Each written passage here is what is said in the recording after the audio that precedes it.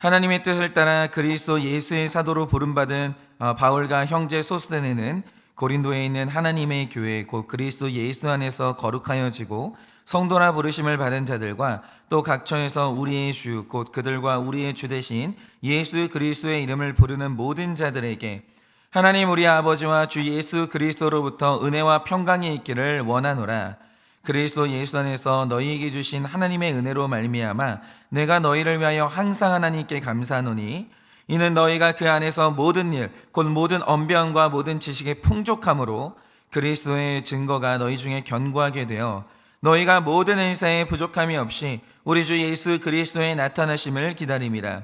주께서 너희를 우리 주 예수 그리스도의 날에 책망할 것이 없는 자로 끝까지 견고하게 하시리니 너희를 불러 그의 아들 예수 그리스도 우리 주와 더불어 교제하게 하시는 하나님은 미쁘시도다. 형제들아 내가 우리 주 예수 그리스도의 이름으로 너희를 권하노니 모두가 같은 말을 하고 너희 가운데 분쟁이 없는 것 같은 마음과 같은 뜻으로 온전히 합하라. 내 형제들아 글로의 지편으로 너희에게 대한 말이 내게 들리니 곧 너희 가운데 분쟁이 있다는 것이라. 내가 이것을 말하거니와 너희가 각각 이르되 나는 바울에게 나는 아볼로에게 나는 게바에게 나는 그리스도에게 속한 자라 한다는 것이니 그리스도께서 어찌 나뉘었느냐. 바울이 너희를 위하여 십자가에 못 박혔으며 바울의 이름으로 너희가 세례를 받았느냐. 나는 그리스도와 가이오 외에는 너희 중 아무에게도 내가 세례를 베풀지 아니한 것을 감사하노니 이는 아무도 나의 이름으로 세례를 받았다 말하지 못하게 하려 함이라. 내가 또한 스데바나 집사람에게 세례를 베풀었고 그 외에 다른 누구에게 세례를 베풀었는지 알지 못하노라. 그리스도께서 나를 보내심은 세례를 베풀게 하려 하심이 아니요 오직 복음을 전하게 하려 하심이로되 말의 지혜로 하지 아니함은 그리스도의 십자가가 헛되지 않게 하려 함이라. 아멘. 기도하겠습니다. 하나님 오늘도 우리에게 말씀을 허락하시고 또 9월에 들어서 또 고린도전서를 새롭게 묵상하게 하시니 주님 너무나 감사합니다. 하나님 오늘도 이 귀한 말씀 받아서 오늘도 우리의 나뉘어진 마음들이 어떻게 하면 합해질 수 있는지 오늘도 우리가 그것을 묵상하기를 원하고 또 우리의 삶 가운데 거룩하여지기를 원하는 우리의 삶 가운데 왜 분열과 다툼이 있는지 이 고린도전서를 통하여서 또 묵상하고자 하오니 주여 우리에게 말씀하여 주시고 우리 삶의 모든 것들이 해석될 수 있도록 주님이 은혜를 허락하여 주시옵소서. 믿사오며 살아계신 예수님 이름 받들어 기도드립니다. 아멘. 네, 우리가 이제 9월에 들어가면서 이제 또다시 고린도전서를 묵상하게 됐습니다. 그런데 우리가 늘 그랬지만 우리 고린도서를 묵상하려면 먼저 이 고린도서가 왜 쓰여졌는지 이 배경을 알아야 바르게 큐티를 할 수 있습니다. 그래서 오늘은 고린도전서 개론과 함께 우리가 이제 중요한 주제를 큐티하려고 하는데요. 자, 오늘 말씀의 수신자인 고린도 교회는요, 바울의 인생에서 그 안팎으로 가장 어려웠던 때 세워졌던 교회입니다. 왜 그러냐? 한번 사연을 들어보세요. 이 바울은요, 사는 날 내내 굉장히 열정적으로 선교 여행을 했던 사람입니다. 그러니까 제가 자주 말씀드리지만 이 사도 바울은요, 머무는 법이 없었습니다. 날마다 움직이고 사람들을 만나면서 끝없이 예수 그리스도를 전했다라는 거죠. 그런데 그렇게 할 수 있었던 이유가 뭐냐면 빌립보 교회라는 곳에서 아주 열심히 그에게 선교 후원을 했기 때문입니다. 그런데 이 빌립보 교회가 어떤 교회냐면요, 이 바울이 루디아의 집에서 처음 세웠던 교회인데 이 교회의 중요한 성도 중에 한 명이 누군지 아십니까? 여러분이 이제 사도행전 16장을 보시면 이 바울이 점치는 귀신 들린 여종 하나를 고쳐주는데 문제는 이제 귀신이 나가니까 이 여종이 점을 칠 수가 없는 거예요. 그러니까 그 여종이 점을 쳐서 버는 돈으로 먹고 살았던 이 주인이 바울과 실라를 법정에 고발하게 됩니다. 그래서 감옥에 갇히는데 바울과 실라가 갇힌 감옥에서 기도하고 찬송하니까 지진이 나면서 감옥 문이 열려버린 겁니다. 그러니까 이 감옥을 지키던 간수가 죄인들이 다 도망갈 줄 알고 자살을 하려고 했는데 바울이 죽지 못하게 말리면서 간수에게 감옥에서 전도를 합니다. 그런데 이때 간수가 변화가 돼가지고 그리스도인 했는데 이 사람이 다녔던 교회가 빌립보 교회예요. 그러니까 바울이 전한 복음 때문에 자기가 살았거든요. 이 사람 아니었으면 자기는 자살했을 거예요. 그런데 사도 바울이 나를 붙잡아줬고 그가 전한 복음 때문에 죽지 않은 것뿐만이 아니라 내가 영생을 얻었거든요. 그러니까 이 사람이 바울이 전하는 복음을 얼마나 열심히 후원을 했겠어요. 나뿐만 아니라 다른 사람도 살아야 되는데 너무너무 열심히 후원을 하는 거죠. 그런데 이상한 건 성경에는 이유가 밝혀져 있지 않습니다. 그런데 이상한 건 바울이 고린도 지역에 갈 때쯤에 갑자기 어떤 말도 없이 빌립보 교회에서 후원이 끊겨버립니다. 딱 그 고린도 지역을 갔는데, 그러니까 바울이 순식간에 선교는 막론하고요, 살 길이 막막해진 거예요. 그러니까 선교에 집중할 수가 없게 된 거죠. 그런데 여러분, 여기에서 그리스도 안에서는요, 세상에 일어나는 어떤 일도 우연이 없다라는 걸 알게 되는 게요, 여러분은 이게 바울의 인생에 일어난 이 선교 후원이 끊기는 이 사건이 이게 재난 같으십니까? 그런데 구속사에는요, 그런 일은 없습니다. 그러면 왜 하나님이 선교 후원을 끊으시고 왜 미친 듯이 선교를 다니는 바울의 발을 묶어놨을까? 여러분 한번 들어보세요. 이때가 주 51년 정도 됐을 때인데, 이때 로마에서 어떤 일이 벌어지는가? 이때 로마가 전 세계를 제패하면서 팍스 로마나 로마의 전성기를 지나고 있었습니다. 그러니까 로마라는 도시에 사람들이 너무 몰리는 거예요. 여기에 장사할 수 있는 기회가 있으니까. 그래서 이제 로마의 치안과 질서가 엉망이 됐는데, 거기다가 사람들이 몰리니까 질병이 창궐하는 겁니다. 그래서 로마가 내린 결단이 뭐냐? 두 가지 결단을 내리는데, 일단 여러 가지 명분을 만들어서 로마에 있는 외국인들은 다 밖으로 나가라 명령을 내립니다. 추방 명령을 내려요. 그런데 추방하면서 보냈던 곳이 어디냐? 그게 바로 동서의 이 무역을 잇는 이 고린도라는 도시로 싹 다 보내버린 거예요. 그러니까 순식간에 어떤 일이 일어나겠습니까?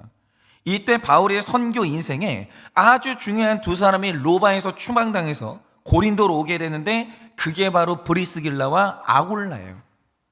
그런데 이 두 사람이 왜 중요하냐? 이 두 사람이 원래는 로마 군인들이 쓰는 텐트를 만들던 사람들인데, 갑자기 로마에서 고린도로 추방을 당한 거예요. 그런데 이 두 사람이 고린도에서 하필이면 그때 누구를 만나냐? 선교 후원이 끊겨서 발이 묶여버린 사도 바울을 거기서 만나요. 그러니까 그때 마침 빌립보 교회로부터 선교 후원이 끊기면서 살 길이 막막했던 바울이 브리스길라와 아굴라를 만나면서 텐트 사업에 동참하게 됩니다. 그러면서 사도 바울이 살 길을 얻고 고린도에 잠시 동안 정착을 하게 되는 거죠. 그런데 바울이 고린도에 정착하니까 어떤 일이 일어나겠습니까?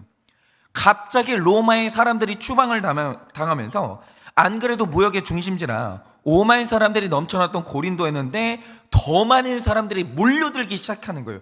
하필이면 사도 바울이 길이 막혀가지고 고린도에 정착해 있는데 사람이 막 몰리기 시작하는 거예요, 갑자기.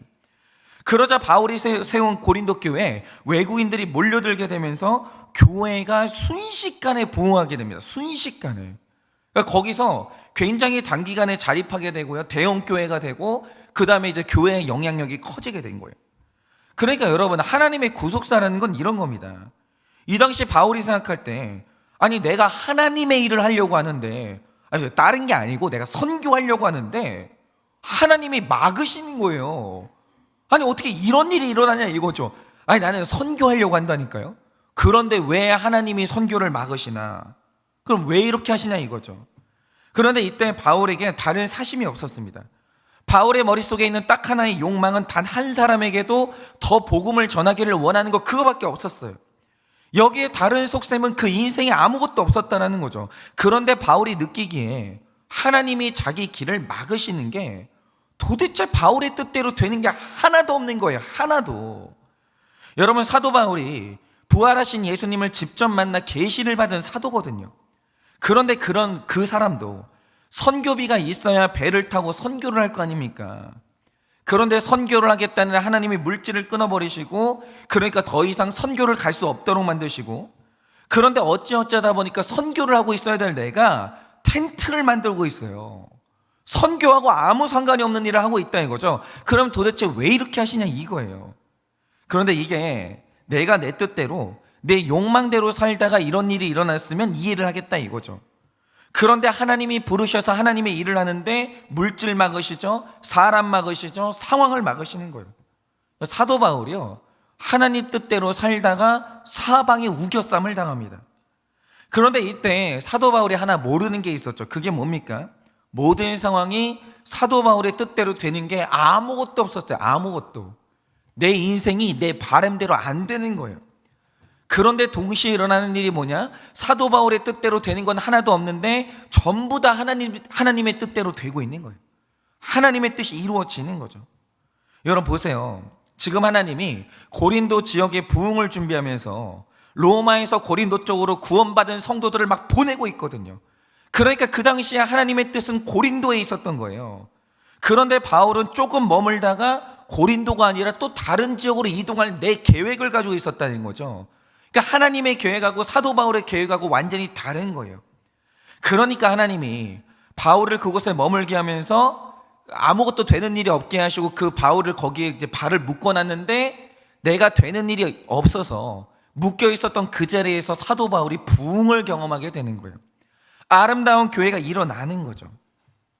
그래서 이제 하나님이 그곳에다가 바울의 뜻을 다 저버리고 이제 바울을 이제 묶어 놓으신 거죠. 그런데 열정 충만한 바울을 묶는 방법은 딱 두 가지밖에 없었어요. 하나는 건강을 치든지, 하나는 돈을 걷어가시든지, 둘 중에 하나인데, 이 사도 바울은 사명이 있는 사람이니까 하나님이 사명이 남아있는 사람은 죽이지도 않고 아프지도 않게 하세요. 그러니까 사명이 있는 사람들은 마음대로 죽을 수도 없는 거예요. 그러니까 하나님이 일단 건강은 지켜주셨고 사역을 해야 되니까 남은 방법이 딱 하나, 그냥 사도 바울의 이 물질을 말리시는 것 말고는 방법이 없는 거예요. 그러니까 제가 자주 말씀드리지만 그리스도 안에 있는 모든 사람들은요, 안 되는 것도 되는 일인 거예요. 그러니까 안 되는 일은 없는 거예요. 하나님이 내 삶에 뭔가를 안 되게 하신다. 그럼 뭔가를 되게 하시려고 한쪽으로 안 되게 하시는 것 뿐이에요. 우리는요, 다 되는 일밖에 없는 거예요. 그래서 바울이 하나님의 뜻 가운데서 어쩔 수 없이 고린도에 머물러 있었습니다. 바로 그 인생의 암흑기 때 하필이면 사도 바울이 고린도 지역에서 엄청난 부흥을 맛보고 에베소에서는 당시 소아시아 지역에 선교의 별들을 배출한 이 두란노 소원을 운영하게 됐던 겁니다. 그러니까 이 그리스도인들의 인생이란 건 뭐냐면 내 계획이 실패하는 일은 있어도 나를 향한 하나님의 계획이 실패하는 일은 없는 거예요. 그런 일은 없어요. 하나님은 실패하지 않아요. 그러니까 내 계획이 뭔가 실패한다. 그때 하나님의 계획이 이루어지고 있다라는 믿음이 있어야 되는 거예요. 그리스도인은요, 이 믿음 가운데서 담대한 거예요. 아, 내 뜻대로 안 되는구나. 그럼 하나님이 뭔가를 하시겠구나. 이렇게 믿고 마음 편하게 있으시면 되는 거예요. 그게 구속사고 그게 성도의 인생인 거예요. 그런데 바로 여기에서 또 오늘 이제 고린도서를 쓰게 된 사도 바울의 고민이 시작되는 겁니다. 그게 뭐냐? 자, 고린도 지역에 여러 나라의 외국인들이 몰려들게 돼요. 그러면서 교회에 순식간에 부흥이 일어납니다. 그런데 여러 사람이 몰려들면서 부흥이 일어나니까 그때 일어난 일이 뭐겠습니까? 경제적 계층이나 문화, 신분, 종교가 너무 다른 사람들이 너무 짧은 순간에 교회로 몰려든 거예요. 그럼 여기서 발생하는 문제가 뭐겠습니까? 이렇게 다른 사람들을 어떻게 하나가 되게 할 거냐? 예를 들면 이런 거죠. 만약에 우리가 요리를 먹어도 김치 하나를 먹어도요, 전라도 분들은 이 김치에다 젓갈을 써요. 그런데 다른 지역 분들은 그런 걸 안 넣거든요. 그러니까 우리는 김치가 너무 중요한데 한쪽은 젓갈을 넣어야 된다, 한쪽은 넣으면 안 된다. 여러분, 이거 가지고도 사람은요 분열돼요. 이게 얼마나 심각한 문제인지를 몰라요. 결혼 생활이 왜 힘듭니까? 다른 게 아니에요. 저도 제 아내랑 얼마 전에 싸웠는데 그 이유가 뭐냐? 문화가 달라요. 그러니까 제 아내는 어릴 때부터 집안에서 생일을 엄청 귀하게 챙겼어요. 이게 집안에서 엄청 대단한 이제 행사였던 거죠. 근데 저희 집은요, 생일을 챙겨본 적이 없어요. 그러니까 저희 아내는 생일이 너무 중요하니까 생일 챙겨야 된다. 저는 생일이 뭐가 중요하냐? 돈 제발 그런 데다 쓰지 말고 다른 데 중요한 데 쓰자. 진짜 둘 다 맞거든요. 틀린 사람은 없거든요. 그러니까 이게 아무것도 아닌 일 같은데 문화 차이 때문에 싸우는 거예요. 그런데 고린도 교회를 보면요, 이런 일이 일어나는 거예요. 아무것도 아닌 일 같지만 너무 다른 사람들이 하나 되려다 보니까 진통을 겪고 있었어요. 그러면 그들을 하나 되게 하는 방법이 뭔가? 이게 고린도서는 굉장히 중요해지는 거죠. 그러니까 내일도 제가 또 이제 말씀을 드리겠지만 이 고린도서의 핵심적인 문제 중에 하나는 이제 그런 거였다는 거죠. 그런데 이런 배경에서 고린도 교회에 일어나고 있는 심각한 문제의 두 줄기가 있었습니다. 하나는 아까 말씀드린 대로 너무 다른 사람들이 이제 모여서 이제 사람들이 파벌이 일어나는 문제였고, 또 하나는 당시 고린도 지역에 퍼져 있던 음란의 문제가 정리되지 않으면서 교회를 굉장히 어지럽게 하고 있었어요. 그러니까 이 교회에 이제 생겨나는 이슈 중에 하나가 뭐냐면 이 성적인 문제였습니다. 어떤 사람들은 순결을 지켜야 된다라고 했는데, 어떤 사람들은 너무 오랫동안 성적 순결이 뭔지도 모르고 살았는데 교회에 오니까 갑자기 순결을 지키라는 거예요. 이게 얼마나 힘들겠어. 이게 얼마나. 여러분, 성적인 이 중독이라는 것은요, 다른 중독하고 본질이 달라요. 이게 완전히 끊기가 너무 힘든 문제거든요. 그런데 교회를 오니까 갑자기 그걸 끊으라는 거예요. 그러니까 이게 막 문제가 일어나는 거죠.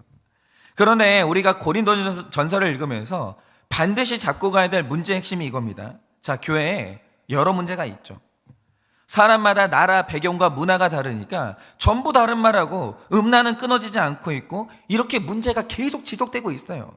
그러면 도대체 이 문제가 종결되지 않고 계속 이어지고 있는 이 문제의 핵심이 뭐냐라는 거죠.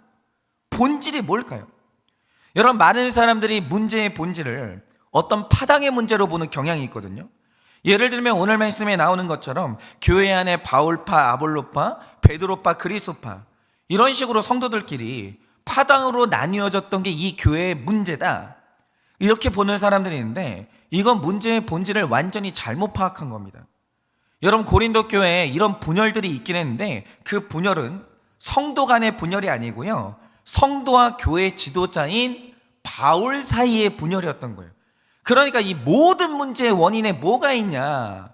성도들끼리의 문제가 아니고요, 성도들이 사도 바울을 존중이 안 되는 거예요. 그러니까 교회 안에 왜 문제가 종식이 안 되냐? 고린도 교회 안에 지도자의 권위가 세워지지 않으니까, 사도 바울이 인정이 안 되니까 이 모든 문제가 생기는 거예요. 여러분, 권위와 질서가 생기지 않으면요, 어떤 조직이든지 다 무너지는 거예요. 그 여러분이 고린도서를 볼 때 이 문제를 핵심에 놓고 보셔야 돼요. 이들이 지금 지도자를 인정을 못하는 거예요. 예를 들어서 너희들이 순결을 지켜라 라고 할 때 사람들이 보이는 반응이 뭐냐? 네가 뭔데? 이렇게 나오는 거예요. 그러니까 만약에 사람들이 사도 바울을 영적인 아버지요, 권위자로 인정을 하고 있으면, 그러니까 뭐 끊기는 힘들더라도, 선생님 맞습니다. 제가 이거 죄인 줄을 아는데요, 너무 힘들어요. 어떻게 하면 되죠? 이렇게 나와요. 이렇게. 그런데 만약에 사도 바울이라는 사람의 권위가 존중이 되지 않으면요, 네가 뭔데? 그게 성경적인 게 맞아? 하나님이 말씀하신 게 맞아? 이러면서 따지고 드는 거예요. 권위가 없으면 모든 게 문제가 되는 거죠. 가정도요, 부모님의 권위가 무너지잖아요. 그때부터 애들이 탈선하기 시작하는 거예요. 그러니까 여러분이 오늘 말씀 3절을 보시면 바울이 고린도 교회 성도들에게 은혜와 평강을 빌어주는데, 그게 어느 곳이든지 간에 거기에서 어떤 권위가 없다, 권위가 무너진다, 은혜와 평강은 사라지는 거예요. 있을 수가 없는 거예요. 그러므로 오늘 고린도 교회에 나타나는 핵심 문제 중에 하나가 뭐냐? 이 교회에 권위가 인정이 안 되는, 사도 바울의 권위를 인정하지 않는 분위기가 팽배했고, 그러니까 바울이 교회 안에서 자신의 권위를 세우려고 애를 쓰는 거예요. 그러므로 오늘 고린도서의 핵심 주제는 뭐냐? 그게 바로 질서를 세우는 권위예요. 권위. 여러분이 가정이나 회사나 교회나, 여러분 이 권위가 실종되는 순간 그 조직은, 그 가정은 전부 다 무너지는 거예요. 교회도 그렇죠. 여러분, 교회가 분란이 생기는 이유가 뭡니까? 여러분, 성도님들이요, 그 교회 지도자로 세우신 목회자를 존경하고 그분에게 권위를 느끼면요, 교회는요, 문제가 다 사소해져요. 목사님한테 물어보면 되는데 목사님이 답을 주시면 정리가 딱 되는 거예요. 권위 있는 교회는요 그래요. 장로님들이 권위가 있잖아요. 성도님들이 장로님들한테 가서 물어보면 되는 거예요. 장로님 뭐가 맞아요? 그리고 맞다, 끝나요. 문제 없는 교회가 어디 있어요? 그런 교회는 없죠. 다 문제 있죠. 그런데 권위가 존중받고 있고 권위가 건강하잖아요. 그 교회는요 문제 없는 교회예요. 문제가 있는데 문제가 없어져요. 그런데 어느 교회가 어느 날 목사님이 물질 문제로 넘어졌다, 성적인 문제로 넘어졌다, 이 목사님이 양심의 문제로 넘어졌다. 그럼 성도님들이 더 이상 그분에게 권위를 못 느껴요. 목사님이 설교를 하잖아요. 그럼 성도님들이 밑에서 그런 생각이 절로 드는 거예요. 자기나 잘하지. 자기나 잘하지. 아니, 자기 자신이나 잘 키우고 자기나 똑바로 살지. 설교가 안 들어와요. 그럼 그때부터 일어나는 일이 뭐냐? 작은 문제가 큰 문제가 돼요. 해결할 수 있는 문제가 해결이 안 되는 문제가 돼요. 그러니까 모든 이 문제의 중심에 뭐가 있냐? 권위가 없는 거예요. 자녀들이 부모님이 어떤 말을 합니다. 권위가 없잖아요. 본인이나 잘하시지. 아니, 아빠는 엄마는 이렇게 해놓고 왜 나한테 하지 말라고 해요? 이 말이 대뜸 나와요. 통제가 안 되는 거예요. 그냥 모든 문제에 뭐가 있냐? 권위가 무너진 거예요. 예를 들어서 제가 아는 굉장히 건강한 한국의 대표교회가 있는데, 거기에서 사역했던 한 사역자가 저에게 들려줬던 말이 뭔지 아십니까? 자기가 그 교회에서 사역할 때 이 교회에 은혜와 평강이 넘친다는 걸 너무 알게 된 사건이 있었다는 거예요. 그게 뭐냐? 목사님이 연말에 교회 이제 재정보를 하는데 재직회를 하거든요. 성도님들이 모여있고. 그럼 생각을 해보세요. 여기가 부유한 지역에 있는 교회고 대형 교회예요. 그러면 우리가 생각하는 것보다 움직이는 예산의 단위가 상상을 초월하거든요.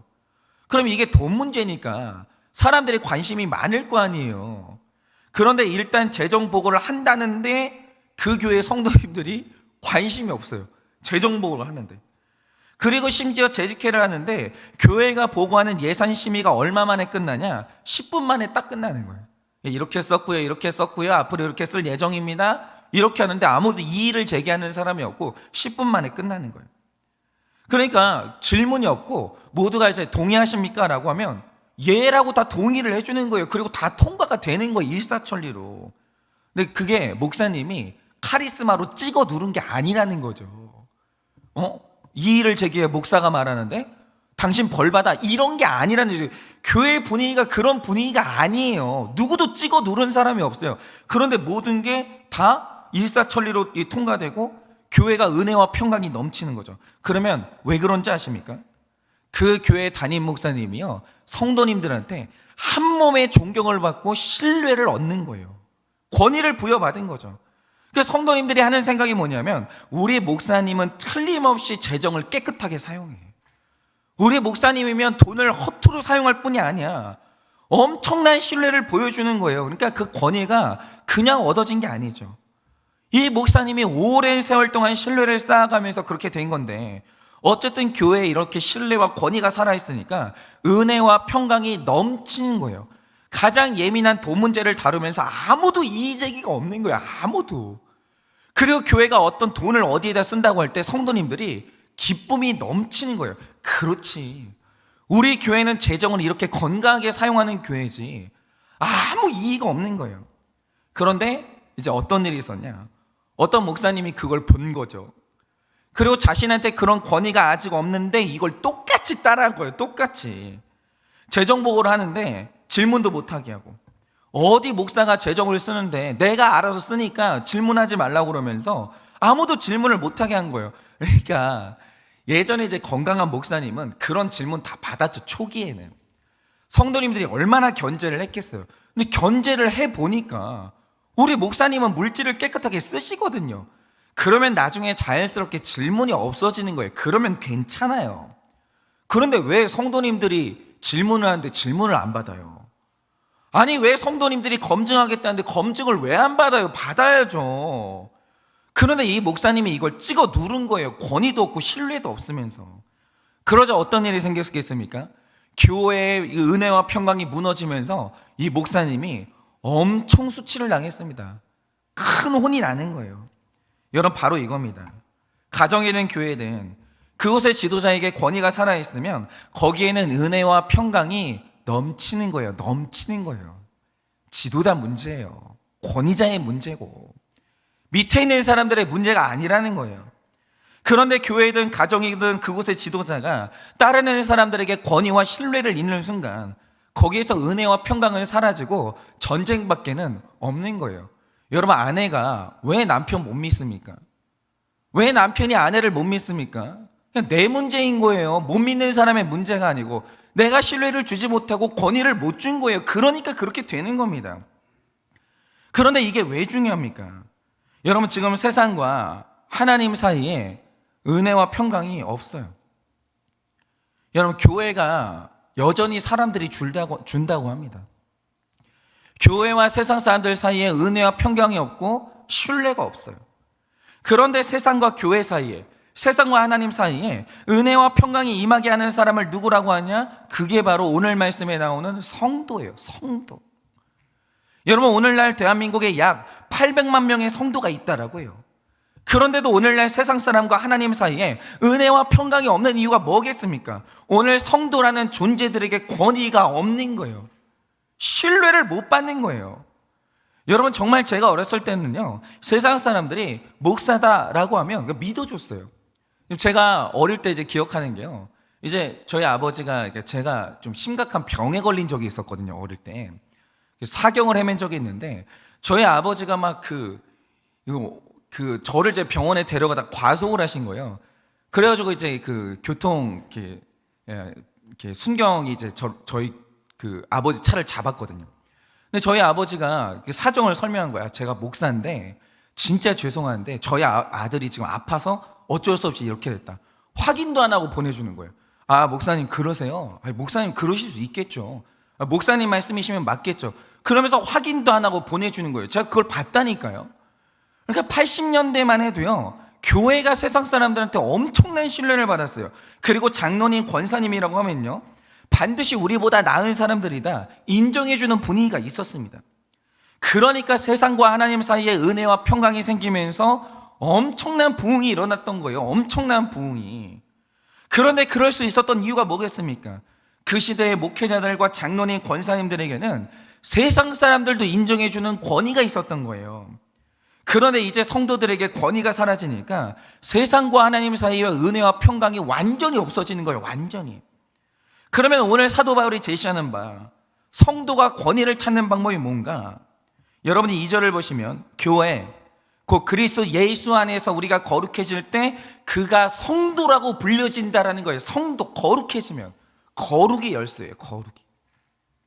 복 받는 게 아니고, 잘 되는 게 아니고, 승리하는 게 아니고, 여러분, 문제의 핵심은 뭐냐?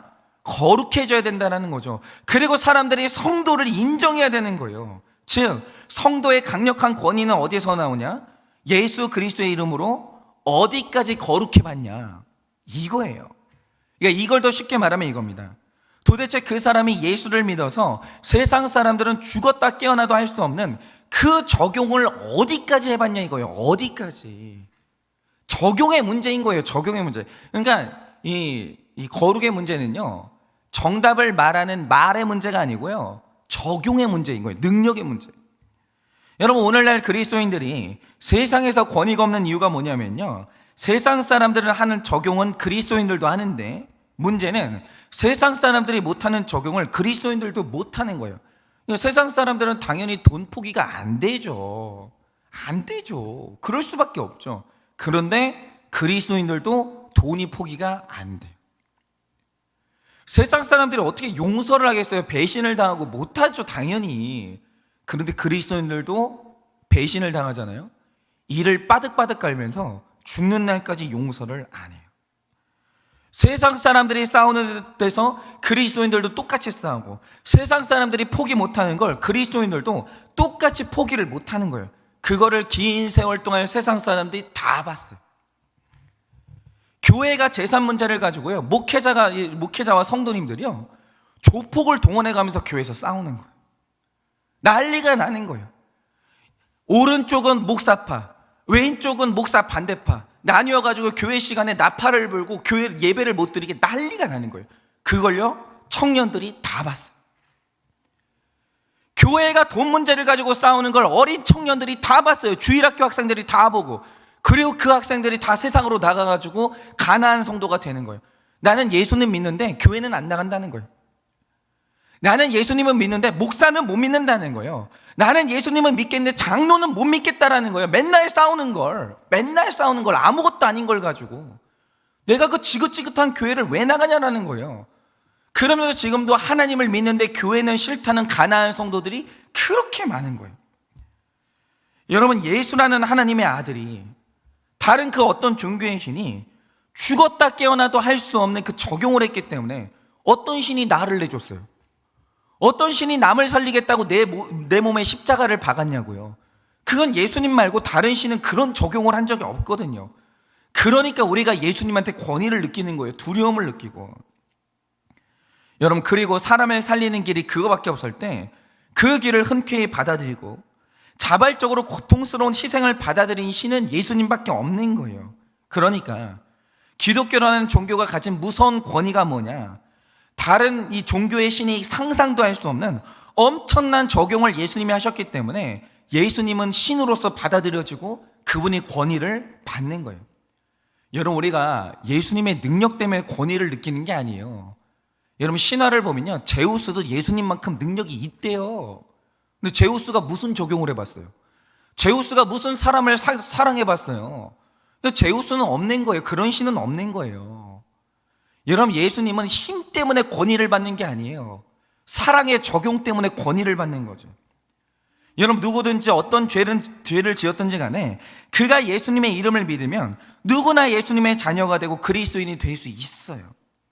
그러니까 그리스도인들의 권위라는 것은 그가 믿는 예수님의 이름으로 내가 어디까지 순종해봤냐, 어디까지 적용해봤냐, 도대체 어디까지 희생해봤고 어디까지 포기해봤고 어디까지 사랑해봤냐, 바로 여기에서 성도의 권위가 나오는 것이고, 권위에 있는 성도 한 명만 있어도 그 곁에 있는 수많은 사람들이 하나님과 그들 사이에 은혜와 평강이 생기는 거예요. 그러므로 교회가 말을 할 때 깨달음을 말하면 건강한 교회가 아니에요. 그건 그냥 지식 자랑이에요. 여러분, 교회가 성도가 말해야 되는 것은 그가 어디까지 순종해 봤는가, 어디까지 적용해 봤는가, 이걸 말하는 게 권위 있는 교회고 능력 있는 교회고 권위 있는 부모고 권위 있는 목회자인 거예요. 제가 이 이야기를 하니까 이제 생각나는 분이 있는데, 진짜 이제 기가 막힌 진짜 순종을 죽기까지 하신 분이 있어요. 그게 뭐냐? 제가 알고 있는 어떤 권사님이 계시는데, 이분의 남편분이 바람을 피워가지고, 그러니까 이분은 딱 그래요. 혼외자를 낳았거든요. 근데 이분은 이제 지론이 그겁니다.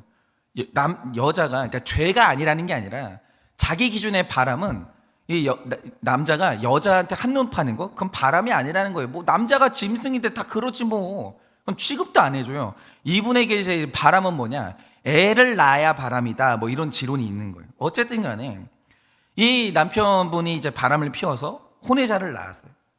그러면 이 남자 집사님의 집안은 반응이 어땠을 것 같습니까? 그러니까 보통 집안 같으면 며느리한테 면목이 없고 미안하고 이럴 것 같잖아요. 그런데 그게 아니라 내심 좋아했다는 거예요. 왜냐하면 이 조강지처는 결혼해가지고 딸만 낳아줬는데 내 아들이 바람을 폈는데 외도녀가 아들을 낳아줬다는 거예요. 이게 세상이에요, 이게. 그러니까 도리어 이 남자 남자 이제 집안에서 이 외도녀 편을 들면서 네가 우리 집에 와가지고 한 게 뭐 있냐고. 대가 끊어질 뻔했는데 우리 아들이 그냥 바람을 피워서 아들을 낳았으니 그럼 된 거 아니냐고. 오히려 네가 할 말 없는 거 아니냐고 은근히 그렇게 타박을 하면서 은근히 이 부부가 이혼하기를 바랬다라는 거예요. 그리고 남편 집사님이 아들 낳아준 외도녀랑 결혼하기를 바랬다라는 거죠. 그런데 이 조강지처는요, 무슨 일이 있어도 가정은 지켜야 된다는 말씀을 들은 거예요. 그래서 있잖아요, 돈 때문이 아니고 이 말씀 때문에 이혼을 안 해주는 거예요. 그러니까 이 남편 집사님의 집안에서 어떤 일까지 했는지 아십니까? 이때 남자 쪽 집안 어른들이 아들 태어난 게 얼마나 좋았는지, 남편이 두 집 살림을 할 때 그 집 어른들이 손자랑 살고 싶어서 그 집으로 모여들었다는 거예요. 조강지처는 이제 버려두고. 그러니까 이혼 도장만 안 찍었을 뿐이지 이제 그 집 며느리는 조강지처가 아니라 아들 낳아준 불륜녀가 된 거예요. 그런데 그 할아버지가요, 그 집에서 딱 한 달 살고 돌아가셨는데 이제 장례를 치를 거 아닙니까? 그래서 이 조강지처는 자기가 이 집 며느리니까 오라고 하지도 않은 장례식장을 가서 열심히 돕다가 이 마지막 날 식구들이 장지로 가는 거예요. 그런데 웬일로 이 남편이 이 장지로 갈 때 차를 같이 타고 가자라고 하는 거예요. 그러니까 내가 장례식을 열심히 섬기니까는 감동했나? 그래서 그 차를 타고 갔죠. 웬일인가 싶어서 탔는데 웬걸 타보니까 그 안에 누가 있냐? 외도녀랑 그 아들이랑 시어머니가 그 차 안에 다 타고 있는 거예요. 그러니까 세상에서 불편한 사람들이 그 차 안에 다 타고 있는 거죠. 그래서 어색한 사람들이 그 차를 타고 가면서 정말 어색하다 못해 숨쉬기도 힘든 분위기 속에서 차를 타고 가는 거예요. 그런데 그 차 안에서 또 시어머니와 남편이요, 계속해서 구박하는 거예요. 이제 그만 좀 하자. 야, 이렇게 되면 자존심 상하지도 않냐. 이제 그만하고 이혼하자. 제발 좀 나를 놔달라, 이러는 거예요. 그리고 장례가 끝난 다음에는 그 차로 자기를 집에 데려다 주고서는 자기들끼리 식사를 하러 쭉 가는 거예요. 그런데 그렇게 공격당하고 마치 버려진 자식처럼 혼자 남겨졌을 때 이분의 마음이 어떻겠어요? 기가 막히죠. 그래가지고 집에 가가지고 대성통곡을 하면서 하나님한테 자기의 오늘을 기억해달라고 그렇게 울었다는 거예요. 그런데 이분이 이렇게까지 적용할 수 있었던 이유가 뭔지 아십니까? 절대적으로 신뢰하는, 내 인생에 절대적으로 신뢰하는 권위자가 있었기 때문이에요. 그러니까 이런 일 때문에 그 목회자에게 하소연을 하면 목사님이 날마다 그런 조언을 했다라는 거죠. 가정과 남편의 구원을 위해서 남편이 오라고 하면 오고, 가라고 하면 가고, 순종하라고 하면 무조건 순종하라고. 우리 인생의 목적이 구원인데 구원을 위해서 뭘 못하겠냐고. 예수님도 그렇게 하셨는데 누가 권사님 보고 십자가 지라고 하냐고. 누가 권사님한테 십자가에 못 박히라고 했냐고. 그거 하지 말고 그냥 생각을 비우고 가라면 가고 오라면 오고 순종하라면 순종하라고. 그래서 또 죽도록 순종하다가 너무 힘들잖아요. 그럼 울면서 또 목사님한테 전화해서 하소연을 해요. 그럼 목사님이 앉혀놓고 자기 말을 좀 따라하라고 하는 거예요. 그럼 뭐냐? 집사님, 나는 바보다, 따라해봐요. 그럼 나도 바보다 따라하니까 그러면 바보되는 적용하시라고. 생각하지 말고 구원을 위해서는 다 내려놓으라는 거예요. 그 목사님 말씀 듣고 또 적용을 하는 거예요. 그런데 이렇게 절대적으로 신뢰하는 권위자 말에 순종해서 세상은 죽었다 깨어나도 할 수 없는 이 선한 적용을 했더니 어느 날 그 남편이요, 할 수 없는 그 적용을 해내는 아내를 보면서 권위를 느낀 거예요. 하나님이 살아 계시구나. 그래서 결국은 그 외도에서 돌아와서 지금은 두 부부가 전국을 돌아다니면서 지난날의 죄를 고백하는 거예요. 어딜 가든지 이 남편분이요, 자기 죄를 고백하는 거예요. 저는 하나님 앞에서 죄를 지은 사람이고요. 저는 이렇게 혼외자를 낳았던 죄인입니다. 이 고백을 계속하는 거예요. 그런데 아내분의 적용했던 간증을 듣고 얼마나 많은 부부들이 회복되고 얼마나 많은 아내들이 위로를 받고 살아나는지 모릅니다. 여러분, 바로 이겁니다. 인생은요, 잘못된 권위자를 만나면요, 엉망진창이 되는 거예요. 엉망진창.